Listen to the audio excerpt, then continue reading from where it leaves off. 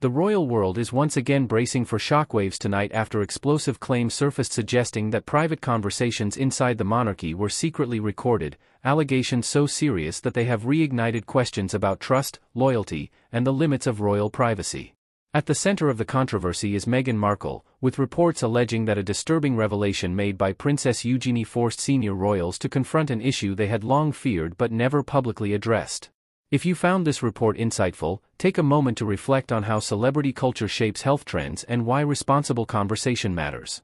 Please hit the like button, subscribe to the channel, and turn on the notification bell for more in-depth coverage that goes beyond the headlines and keeps you informed as these stories continue to unfold. Share this video, leave your thoughts in the comments section. According to the article now circulating widely online, the situation escalated behind palace walls after concerns were raised about the handling of confidential conversations within the royal family. Sources quoted in the report claim that Princess Eugenie brought forward information that suggested Meghan had unlawfully recorded private discussions, including conversations involving Queen Elizabeth II herself.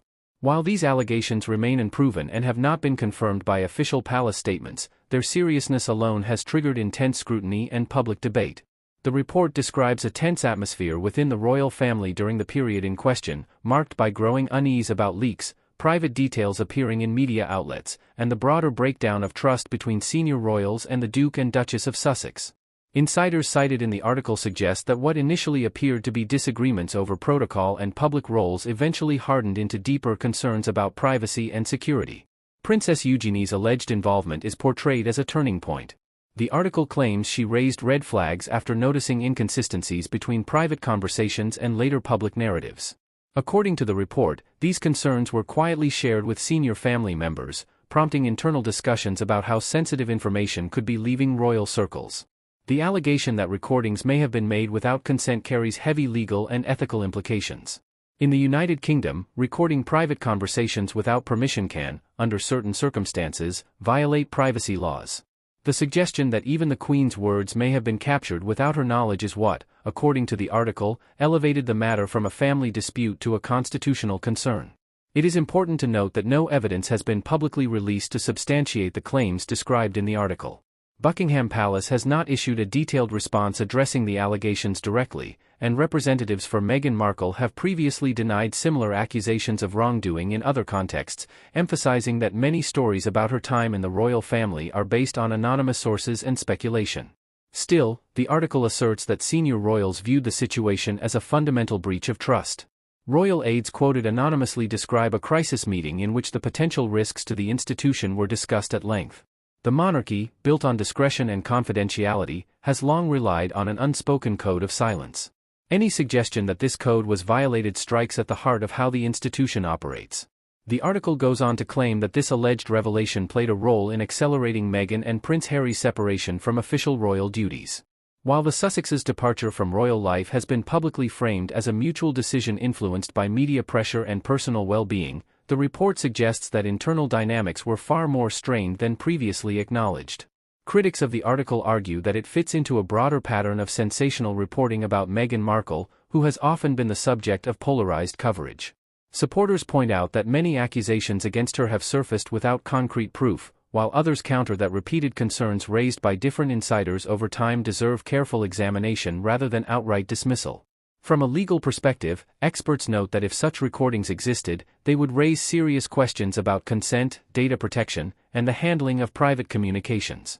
However, legal analysts also stress that allegations alone are not evidence, and that public judgment should be reserved until verifiable facts are established. The mention of Queen Elizabeth II in these claims has amplified public reaction. The late monarch was widely respected for her sense of duty and her insistence on maintaining boundaries between personal family matters and public responsibility. Any suggestion that her privacy was compromised resonates deeply with those who admired her reign. Princess Eugenie herself has not commented publicly on the allegations attributed to her. As a working royal with close personal ties to both Prince Harry and Meghan, her perceived role in the narrative has fueled speculation about divided loyalties within the younger generation of the royal family. Observers caution, however, that attributing motives or actions without direct confirmation risks misrepresenting complex family relationships. The Sussexes have previously spoken about feeling isolated and mistrusted during their time in the UK, particularly in interviews and documentary projects that criticized royal culture.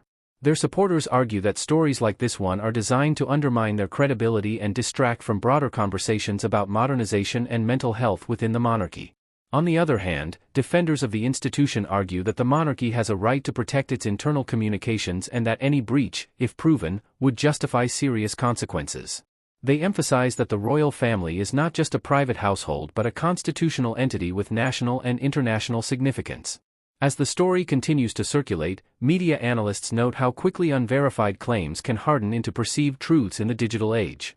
Headlines travel faster than clarifications, and the line between reporting and speculation can blur, especially when public figures are involved. What remains clear is that the rift between the Sussexes and the rest of the royal family continues to capture global attention years after their departure. Each new allegation, whether substantiated or not, reopens old wounds and fuels ongoing debates about accountability, transparency, and the role of tradition in a modern monarchy. For now, the claims outlined in the article remain allegations.